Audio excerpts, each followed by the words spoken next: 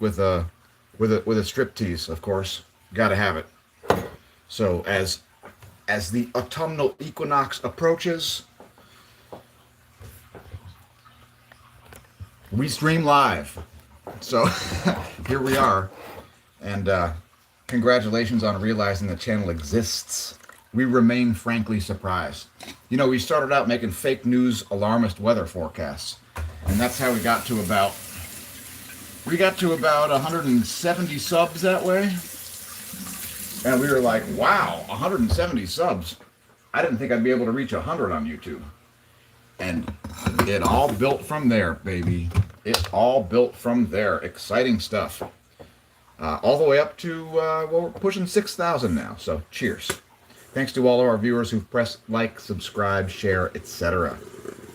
If you don't see our community posts, make sure you check those out, as they contain content that is sometimes exclusive to YouTube. And make sure you find us all over social media. You can find links below the video. We're all over the internet. The Smash News Network, least busted name in news.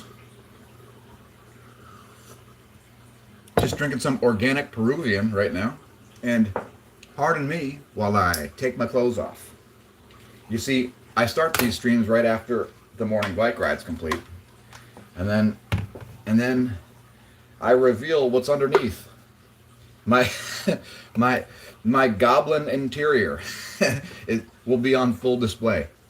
So yeah, let me step off camera here for a moment. I don't want you to see anything that can't be unseen.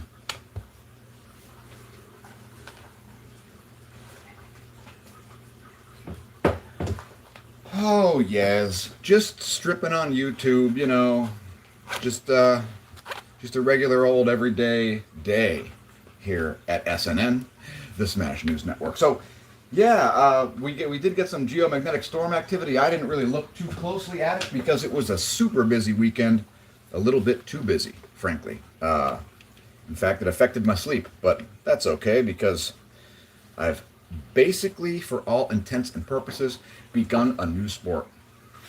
So, more on that at a later time. We don't want to reveal too much on the channel too early because there's lots of stuff to do over this winter. It's going to be an exciting winter indeed. There are new podcasts coming out, including the Ball Banger's Head. And I don't know if I'll be pulling my pants down or not. But probably not. Not on Ball Banger's Head. We'll be talking about metal and eating desserts on Saturday nights. So that's coming. I mean, we already have the format for it. If you remember the Headbangers Ball from MTV, that's where a lot of us used to get new music back in the day, because nobody had the interwebs in the late 80s. I guess somebody did. Well, we certainly didn't. And that was how we found out about new music. Now I find out about new music largely on the interwebs. So it's always interesting the way the industry finds a way to evolve. And of course, if the muse whispers in your ear, make sure you listen, because you wouldn't want to ignore the muse. Otherwise, the muse may abandon you, never to return. And you can't have that. So, geez, all right, yeah, look, check that out. There we go. That's my hairdo for the day. And yeah, it's congratulations on surviving the weekend. And we'll help you to be able to survive the week. So, yeah, what's going on, YouTube types? I got my clashing navy blue and black kit on today. And I was pretty orange out there, so it was pretty hard not to be seen. So, yeah, what's going on? What do we do here? We got Uninspired leaves a comment. And nobody presses like. We got 4 viewers. We had as many as 16, I saw. And 0 likes. So, yeah, I mean, press the like button and maybe I'll actually read your comment or respond to it in any way. Oh, now we have a like. Why do you have in a fight between Private Pile and Carl from Sling Blade? I don't answer incoherent questions. Next. All right. So, what are y'all having for breakfast, y'all? I mean, what are you having? What are you having? I'm having. I guess I'm gonna have a couple of eggs. I mean, I could do eggs and sausage. Ooh, eggs and sausage might be a good one. I don't know. Or maybe just sausage even. Tough call. Tough call and tough crowd. Tough crowd. Oh, 3 likes. Oh, thank you very much. Good morning, Dennis. And hi, Teresa. Congratulations on realizing the channel exists. To anybody who has a wrench like Dennis, please do not censor anybody. If you're caught deleting comments, you'll lose your wrench. So we do have many, many moderators on the channel. We used to give them out just haphazardly to anybody. But now, not so much. Because, well, too many viewers, and we've had some problems with our wrenches. So since this is a real, legit free speech channel, definitely don't censor anybody. Because censorship is evil. And the proper answer to dumb speech is smart speech. Yeah, the answer to dumb speech is smart speech. Isn't that an incredible concept? Like, wow, what a concept, right? Instead of saying something dumb, say something smart in response. Don't try to silence people. That just makes them, that gives them the martyr syndrome. It makes them go, I'm being repressed. Help, help, I'm being repressed. Our anarcho-syndicalist commune cannot go on. Elon Musk stole my megaphone. Ooh. Right? All right, so I decided to not go with sausage or eggs. I'm making a ham and cheese sandwich. And no screwing around with ham and cheese sandwiches, I'll tell you what. I do ham and cheese sandwiches seriously, and I'll show you how seriously. Including, I'll even share my favorite mustard. Yeah, my favorite mustard. No f***ing around. There it is. And it's half eaten already because it's so good. Kelkner's. Kelkner's hot. Oh my goodness. If you don't like horseradish, definitely don't do Kelkner's. If you do like horseradish, definitely do Kelkner's because it is splentacular. And pardon my snotty appearance. You know, you can be elite without being an elitist. And we encourage that. Again, pardon my snotty appearance. It is getting cool out here in Lehigh Valley, Pennsylvania. And I started out the day with a little sunrise bike ride, as I've been known to do. If you've got news stories you want to talk about, hit me up with the news stories. If there's certain subjects that you want to talk about, leave a comment and let us know, and we'll consider it. Today's ham and cheese sandwich brought to you by nothing. Sponsored by the Smash News Network, least busted name in news. We'll give you the recipe at massive personal risk and expense. Yeah, there's a huge risk and expense to giving a ham and cheese recipe, right? It's just ham and American cheese. It's honey ham and American cheese on marble. Marble rye. If you ain't got this, you ain't got the real bread. It's so amazing. By the way, Lehigh Valley, Pennsylvania is like the ultimate place to live in the world. Yes. I would move no place else. No place else. I would just stick to the Lehigh Valley. I mean, I've been places, and they ain't better. Only 1 hour from both Philadelphia and New York. The Lehigh Valley boasts an incredible cycling community. A world-class one, in fact. Since we have world champions, world teams, Olympic riders, and thousands and thousands of tourists, recreationalists, fitness people, coaches, bike racers, lifestyle cyclists, and who knows what else. There's just an endless supply. So yeah, so many riders, so many good trails, roads, etc. And this is going to be one hell of a ham sandwich. This is going to be like a ham hero. But it's pretty simple. It's just ham, cheese, and mustard on marble. I mean, not a lot to really share there for recipes. The last one, I used shredded Swiss. But this one's going to be a little more simple because this is like a breakfast sandwich. I could grill it, but no. Putting a healthy dosage of the Kelkner's Hot on there, and it's going to be bonkers. I'll show you an image. I mean, it's gonna your mouth's gonna be watering. You're gonna be like ready for your own ham and cheese sandwich. Check this out. Dude, it's bonkers. Like, I don't screw around when it comes to sandwiches, folks. I mean, I worked at a place for like 6 years. It's a sandwich specialty place. If you're an advanced sandwicher, let us know in the comments. Tell us your favorite sandwich. Is it the Reuben, the Rachel, a hoagie, a cheesesteak? Let us know. We want to know. We want to know about your favorite sandwich. Because I'm always looking for new recipes, new ideas, new people's comments. What do you got? Cheese grits this morning? Cheese grits, huh? That sounds nice.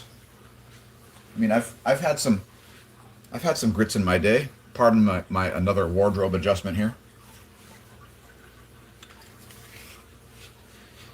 Yes, I have an 8-pack. No, you can't see it. That's not the channel theme. I'll have to make a different channel called Hunks and Hot Cyclists. Right? That'll attract a certain crowd, right? We'll dedicate that channel to the boomer ladies out there. Yeah. And what's a post-ride meal without a banana? I mean, you gotta have it. The post-ride banana. I mean, what's better? Did you know cyclists are chronically depleted of potassium and other endurance athletes aren't? Yeah, it's a thing. If you're a cyclist and you have high blood pressure, check your potassium levels before going on blood pressure meds. Potassium is up here. Blood pressure meds are way down here.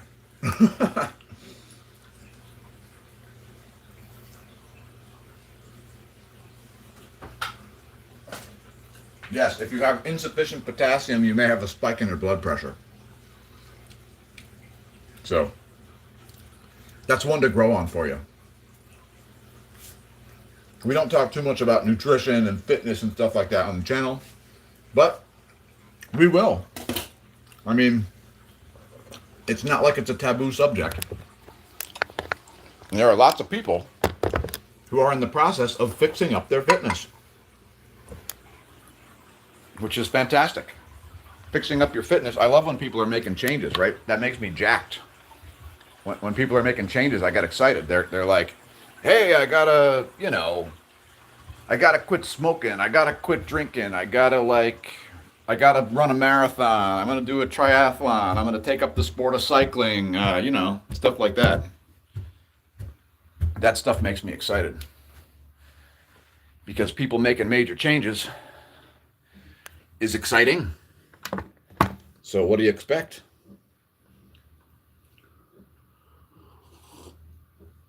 All right, we've made our way to the studio here, and try not to make a disaster of the place. I just got here and I'm already wrecking the place. Son of a... Let me tilt that down a little bit. Let me get some coasters going here. All right. Glad to be here, folks. Glad to be here at the Smash News Network, Least Busted Name in News. Barb says she's fasting. Cool. I do that too, by the way. I do intermittent fasting. If I'm not going to do something resembling exercise in the morning, I do intermittently fast. But not after riding the bike. After riding the bike, I shove carbs and protein down my face. Carbs and protein, yes, carbs. Sugar, some of it's sugar, yes.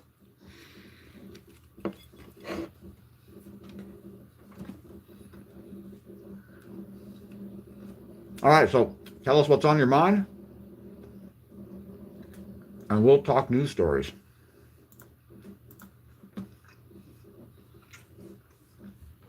We did have some minor geomagnetic storming over the weekend, about when anticipated. Not quite as hard of a hit as anticipated.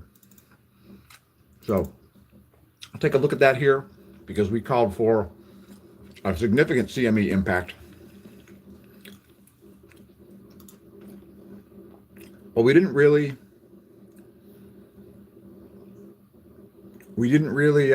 don't think we got a significant one. So it was more of a minor impact, maybe a little more diffuse of a CME than it appeared. But got to see what the velocity got to.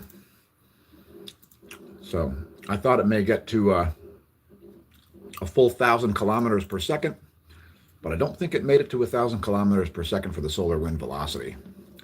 So, but I'll report it. I'll report it.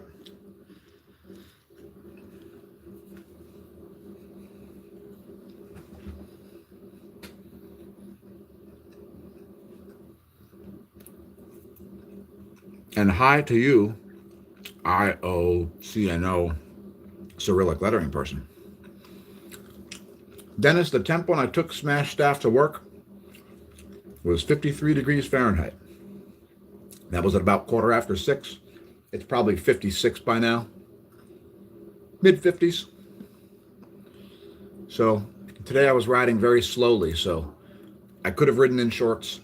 I wore the long tights because I was riding real chill, because I went hashing yesterday, and that involved running, and I didn't get very good sleep because it was a very busy weekend, and sometimes that happens. I require less and less sleep the fitter I get, and I'm very fit.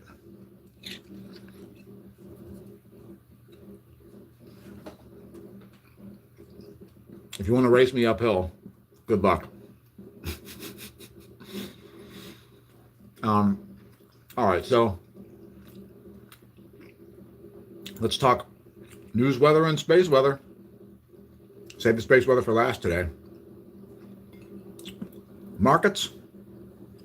We'll start with financial news first. Markets are up.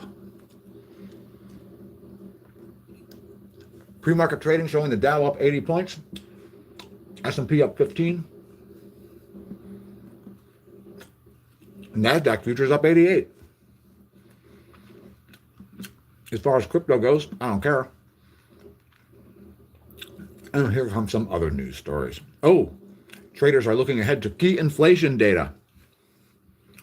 So we're expecting to see a rise in electricity prices and various other things as tariffs continue to harm the U.S. service economy.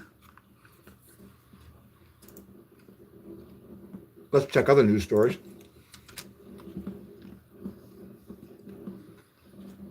The Fed chair is on the hot seat. You know, the Federal Reserve, it's supposed to prevent inflation. The Federal Reserve 100% causes inflation. In fact, the Federal Reserve has an inflation target. The Federal Reserve does not want inflation to be below a certain level. If inflation gets below 2%, the Fed is like, oh man, we have to raise inflation a little bit. We got to flood the money.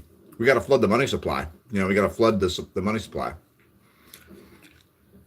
The Fed 100% creates inflation. I mean, quantitative easing, anybody ever heard of it? So I don't know. Just listen to Peter Schiff about it. Don't listen to me about it. I could care less if you listen to me or Peter Schiff. because that's on you if you don't understand economics. But yeah, the Fed chair is on the hot seat because of inflation data. And of course, Trump is trying to fire Powell because Trump doesn't like Powell because Trump sees Powell as the guy who's deciding not to raise interest rates, which means Trump doesn't know how the Fed works because Powell doesn't decide. The member bank board decides. So it's a very ineffective solution. Oh, we're going to fire Powell. Like, I don't like any Fed chairs. I mean, Alan Greenspan is my favorite Fed chair of my lifetime. And he was bought by the banks. The banks purchased Alan Greenspan because he was very in favor of the gold standard. Yeah, he's a sound money guy at heart. But when you pay him millions of dollars to be the Fed chair, he'll say, "Oh, I mean, Alan Greenspan admitted that US dollars aren't even money." Right? And they aren't. They're not fungible. They have no intrinsic value. So they're not money. Like, look up the definition of the word money. It has to be fungible and have intrinsic value. Paper money doesn't have it.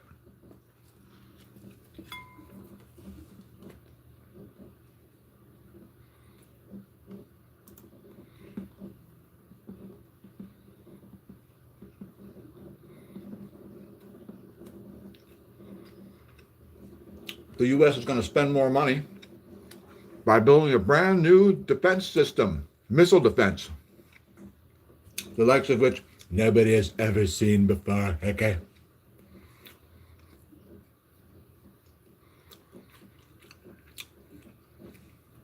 They're going to hit numbers we haven't seen here ever in D.C. for crime numbers.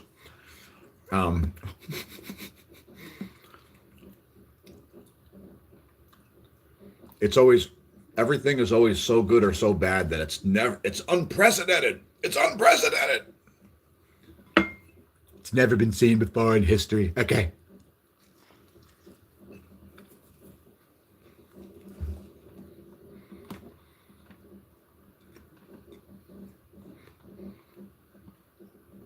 I mean, the good news is no matter how much a president screws up the economy with tariffs, you wait him out, right? Business always waits out bad, idiotic policies. And by the way, the tariffs damaged my economy, my personal economy, less than a week after they started earlier this year. In less than 1 week, I had a problem printing cycling jerseys because of tariffs. Instantly. Why? Because they're printed in China. And they didn't have the right price because they have to pass the cost of tariffs along. So when I wanted jerseys printed, I wasn't going to buy them from this organization. I was going to get them printed somewhere else. But I couldn't because tariffs created scarcity in less than a week, practically overnight. Barb, the fact that Atlas has nickel and no iron and blowing carbon dioxide doesn't make it special because different solar systems have different mixtures of chemicals in them. So it doesn't really matter what chemicals it's outgassing. It doesn't really matter what chemicals. I mean, unless they're chemicals that like don't exist in nature at all. But like nickel, like that doesn't matter. Like everybody wants Comet Atlas to be an alien spacecraft, an extraterrestrial probe craft, when it looks exactly like an interstellar comet. So, like, I don't know why everybody's so impressed by it. I'm not impressed by it. Moving on to U.S. weather. And I guess we can show you some screens here. Why not?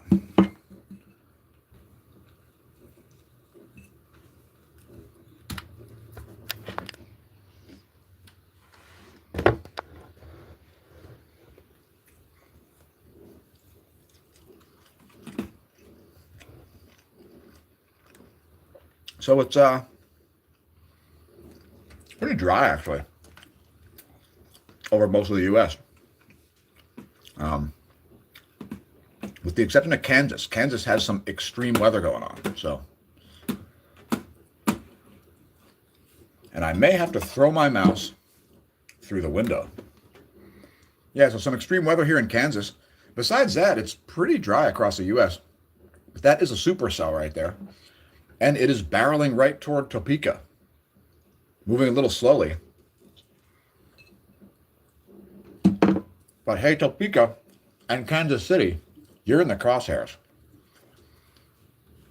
That is a nasty one.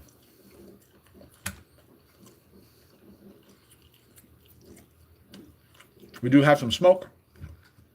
There's smokemap.ca, our favorite Canadian smoke map. We'll also show water vapor here briefly.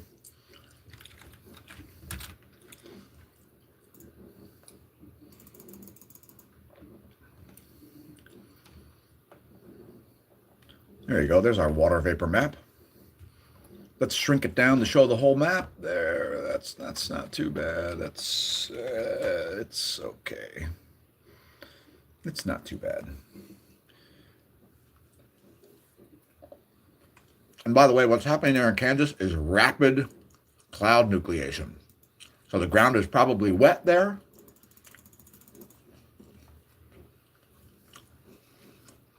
Look at that. Rapid cloud formation happening. So there is some colder air there kind of mixing in. And that is what creates extreme weather events. When you have moist air and dry massive air right next to it, this wants to spill down. Because that moist air cannot suspend this more massive air. So anyway, moving right along to space weather. Current situation is people are spaced out about space weather. That's what the current situation is. So we've got massive filaments on the Earth side of the disk still, although some of them have released, like the Gene Simmons filament that we named last week. So here's the filament situation. Those dark absorption features that you see there, those are solar coronal plasma filaments. You can see there's one just north of center disk that's really huge. That one could actually use a name. This one down here is very, very dense and thick. So quite a few filaments here. We do have the possibility of Earth-directed CMEs. The magnetic environment is, Earth is just moving into a South Pole-oriented magnetic sector. So the current sheet has arrived. There you go. Earth has just snapped into a South Pole magnetic sector. So there goes the North Pole-oriented coronal holes, and say hello to some South Pole-oriented coronal holes. Here's our line of sight coronal hole plot. And you can see those red-colored South Pole coronal holes there, mostly north of the solar equator. And you'll see more and more of those at the very North Pole. And you'll see more green North Pole-oriented coronal holes at the solar South Pole. That is where they will fixate, at the solar cycle 25 to 26 transitional minimum. All right, let's take a look at the past couple of hours here from the GOES 19. Looks like we've got some filamentary activity going on. Gotta have it. Gotta have it. Gotta love it if you're our channel. So there's a great view there. And yes, there was a great moon set that I checked out this morning on the ride. I don't think I got it on video, but it was a delight. So there are the past 2 or 3 hours of the closest star, the GOES 19 SUVI. And we're going to show you we'll show you the SDO 211 angstroms wavelength if I don't decide to smash my fucking mouse, because it is really starting to piss me off. I don't know if it's because of the surface or if it's because of the mouse itself, but something is about to get smashed. Because when I move a mouse around and it doesn't fucking move the pointer on the screen, it becomes time to smash some stuff. And what the heck is this? Oh, we got ancient images here from the dudes. Sup with that. Let's try that again. I picked the wrong days. That was my bad. All right, 211 angstroms. That boxy looking coronal hole is in the process of setting. So there you go. South pole oriented coronal holes over here rotating in. They are near the equator, so we can expect a high speed wind from those in something like 4 or 5 days. 3 to 5 days, I'll say. Sometimes they show up early. It depends on, I don't know, the edge situation.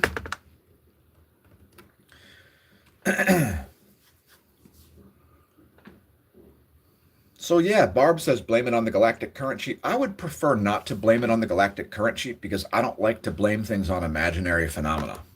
So if there really was a galactic current sheet, yeah, I would be all for it. But since that's not a thing, we won't be blaming anything on the galactic current sheet.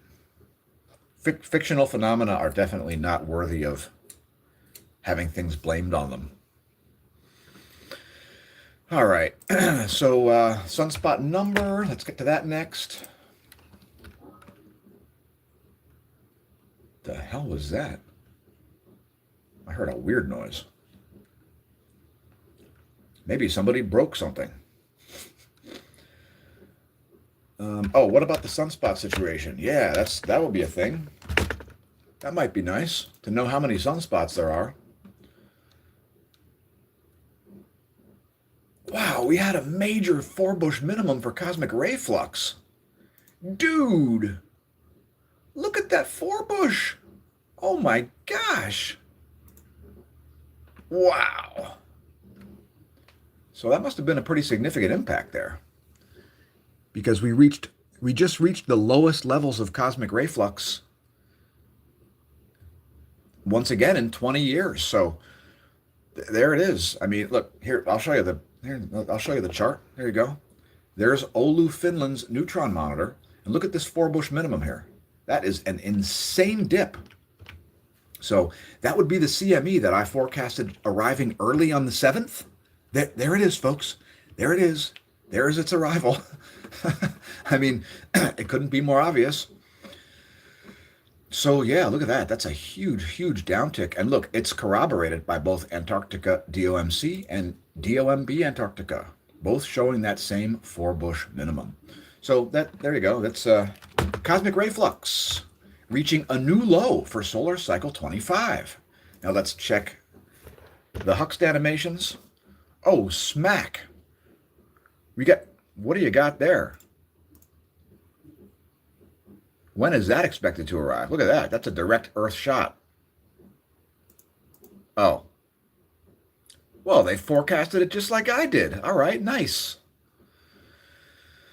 So there you go, folks. That's called understanding how the stuff works and coming up with reasonable forecasts. Sunspot number here, oh, it has gone up. It dropped down to below 100, and now it's at 118. 118 sunspots is the current sunspot number, according to the Royal Belgian Astronomy thing.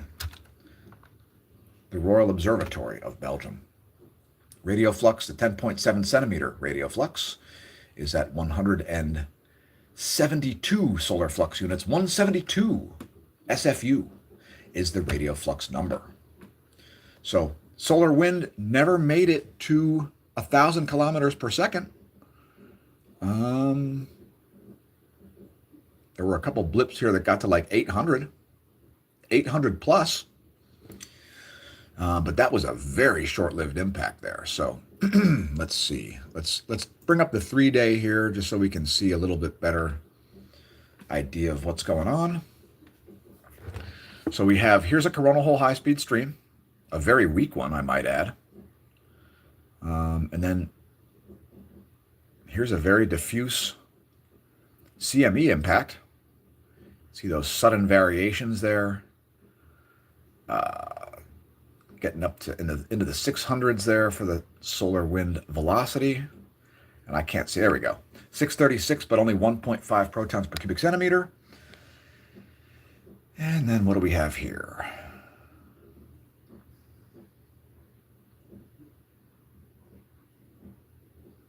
So early in the day on the 7th,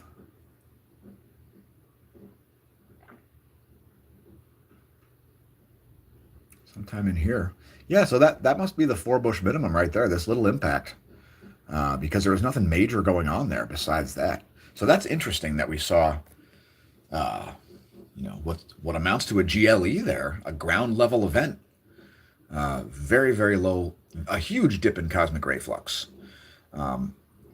Let's take a look at the GOES proton flux here, because I just want to see if there was indeed a proton event, because that would make sense if there was a proton event.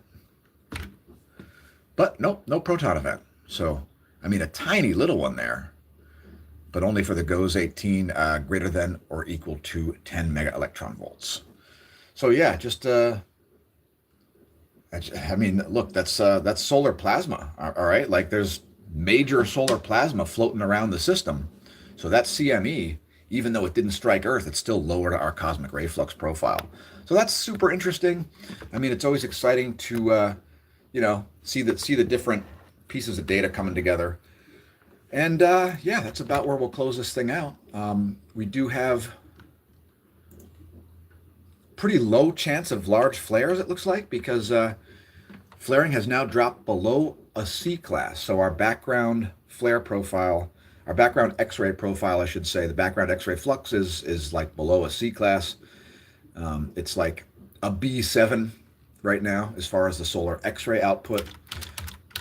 And as far as sunspots go, like the likelihood of major flares, I'll briefly look at magnetic fields for you, and then I will close this mother out. So if you got any comments, leave them in the comments section now, because this stream is getting old and out of style. Remember, folks, don't chase fads, set trends, okay? Like, all good fashion is timeless, and fads are always in bad taste. So learn to recognize the difference. Fads are nonsense. Trends are what you should be setting. If you're chasing a fad, it's already too late. If you set a trend, chapeau. All right, so here is we'll close out with this. And these sunspots are not particularly exciting. So yeah, that's, we do have some beta gamma class. Now there are some tiny deltas there. Yeah, there's some tiny deltas. So not too likely to produce a large flare, but as far as any place producing a large flare, that's the location, that sunspot in the southern central disk. And that's actually a good place for one, because, if it does produce a major flare, it's likely to, be accompanied by a CME or associated with a CME.